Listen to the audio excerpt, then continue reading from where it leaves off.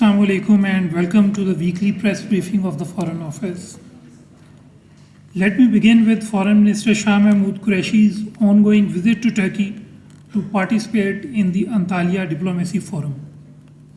During his visit, the Foreign Minister will also participate in a panel discussion on regional cooperation in Asia along with other foreign ministers from the region. The Foreign Minister will highlight Pakistan's vision for regional cooperation, economic development, and connectivity. On the sidelines, the Foreign Minister will also hold bilateral meetings with his counterparts and key regional and international partners. Prime Minister Imran Khan had a telephonic conversation with his British counterpart, Prime Minister Boris Johnson. The two leaders exchanged views on the current trajectory of bilateral relations, Afghan peace process, COVID-19 pandemic, and the climate change. They agreed to continue to work together to further strengthen relations and advance the common objectives of regional global peace and security. Pakistan and the United Kingdom enjoy close cooperative relations underpinned by shared objectives and commonality of interests.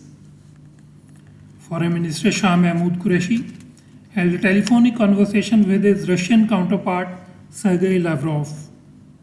During the call, the two foreign ministers exchanged views on bilateral, regional, and global issues of mutual interest.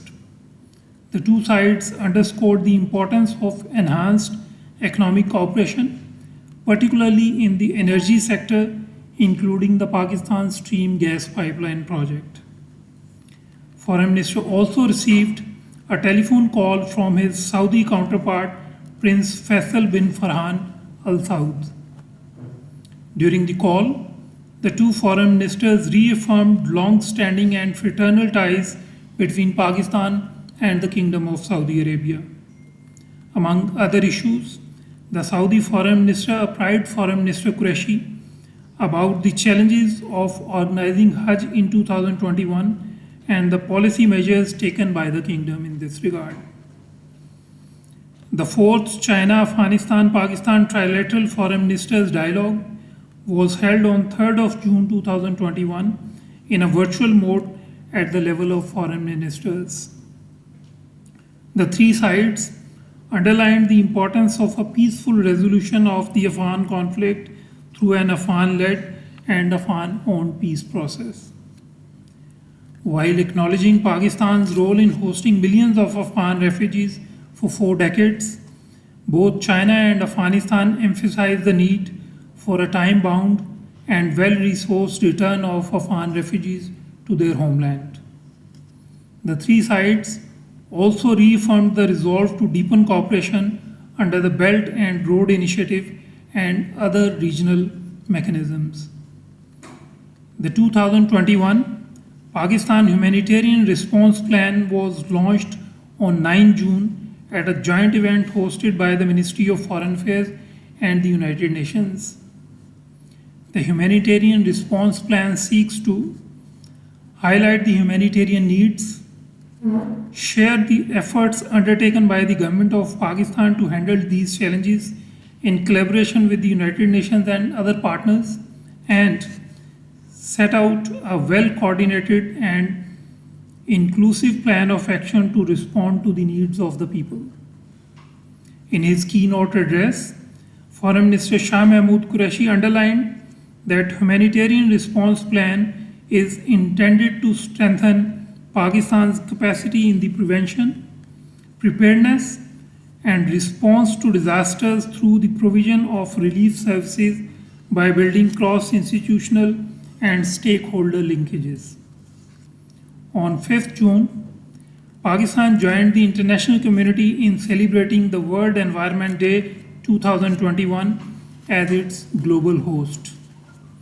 This year's World Environment Day carried special significance as it also witnessed the formal launch of the United Nations Decade on Ecosystem Restoration 2021 to 2030. As one of the top 10 most climate vulnerable countries, Pakistan highly values the global efforts to combat climate change, halt and reverse biodiversity loss, eliminate pollution, and restore ecosystems. Pakistan is already in the midst of one of the world's most ambitious efforts to expand and restore its forest, having already planted 1 billion trees as part of its 10 billion tree tsunami project. I am happy to share that this week Pakistan was elected as regular member of the governing body of the International Labour Organization.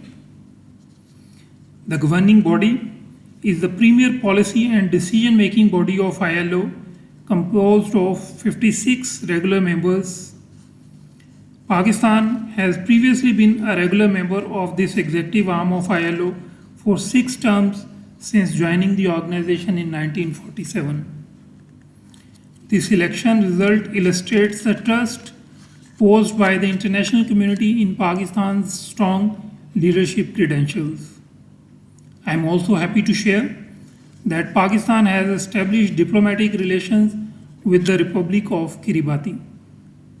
We look forward to working with the island nation of Kiribati in promoting mutual cooperation through bilateral exchanges and collaboration at multilateral fora.